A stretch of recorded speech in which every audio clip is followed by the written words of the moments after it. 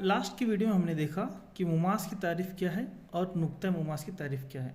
चलिए कुछ और ख़ास बात देखेंगे। यह है दायरे का मरकज़ ओ और ये है हमारा नुक्ता मुमास पी।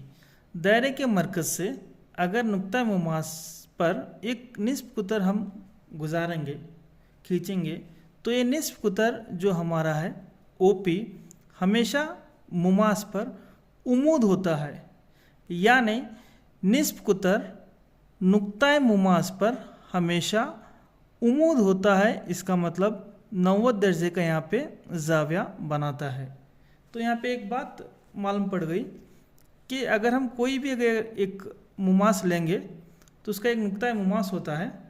अगर वहाँ से हम एक निस्फ कुतर खींचेंगे तो ये निस्फ कुतर हमेशा मुमास पर 90 दर्जे का जाविया बनाता है या कायम जाविया बनाता है, कायम जाविया बनाता है।